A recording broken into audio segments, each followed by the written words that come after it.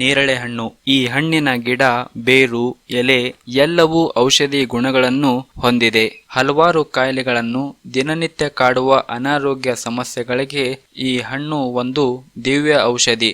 ಅವುಗಳ ಪೈಕಿ ಕೆಲವು ಉಪಯೋಗಗಳು ಇಲ್ಲಿವೆ ನೋಡಿ. ಸಾಮಾನ್ಯವಾಗಿ ಸಕ್ಕರೆ ಕಾಯಿಲೆ ಹೊಂದಿದವರು ಅನೇಕ ಹಣ್ಣುಗಳನ್ನು ಸೇವನೆ ಮಾಡಲು ಆಗುವುದಿಲ್ಲ. ಆದರೆ ನೇರಳೆ ಹಣ್ಣು ಸಕ್ಕರೆ ಕಾಯಿಲೆ ನಿಯಂತ್ರಣಕ್ಕೆ ತುಂಬಾ ಒಳ್ಳೆಯದು. ಹಣ್ಣಷ್ಟೇ ಅಲ್ಲದೆ ಹಣ್ಣಿನ ಬೀಜಗಳು ಅಷ್ಟೇ ಆರೋಗ್ಯಕಾರಿ. ಬೀಜಗಳನ್ನು ಒಣಗಿಸಿ ಪುಡಿ ಮಾಡಿ ದಿನಕ್ಕೆ 2 ಬಾರಿ ಜೇನುತುಪ್ಪದೊಂದಿಗೆ ಸೇವಿಸುತ್ತಾ ಬಂದರೆ ಸಕ್ಕರೆ ಕಾಯಿಲೆ ತಕ್ಕ ಮಟ್ಟಿಗೆ ನಿಯಂತ್ರಣ ಇಟ್ಟುಕೊಳ್ಳಬಹುದು. ಮತ್ತು ಸಕ್ಕರೆ ಕಾಯಿಲೆ ಇದ್ದವರು ಈ ಹಣ್ಣನ್ನು ಪ್ರತಿನಿತ್ಯ ನಿಯಮಿತವಾಗಿ ತಿನ್ನುತ್ತಾ ಬಂದರೆ ರಕ್ತದಲ್ಲಿರುವ ಸಕ್ಕರೆ ಅಂಶ ನಿಯಂತ್ರಣಕ್ಕೆ ಬರುತ್ತದೆ.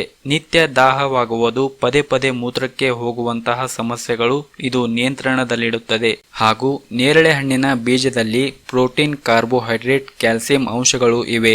ಇದನ್ನು ನಿಯಮಿತವಾಗಿ ಸೇವಿಸುವುದರಿಂದ ಸಿಹಿಮೂತ್ರ ಕಾಯಿಲೆ ಕಡಿಮೆಯಾಗುತ್ತದೆ. ಸಾಮಾನ್ಯವಾಗಿ ಮಹಿಳೆಯರಿಗೆ ಹಿಮೋಗ್ಲೋಬಿನ್ ಕಡಿಮೆ ಇರುತ್ತದೆ.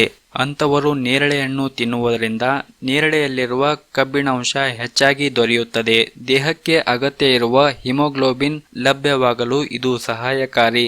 ರಕ್ತವನ್ನು ಶುದ್ಧ ಮಾಡಲು ಇದರ ಪಾತ್ರ ಅಧಿಕವಾಗಿರುತ್ತದೆ. ಹಾಗೂ ಇದನ್ನು ತಿನ್ನುವುದರಿಂದ ಅಜೀರ್ಣ ಸಮಸ್ಯೆಗಳು ದೂರವಾಗುತ್ತದೆ.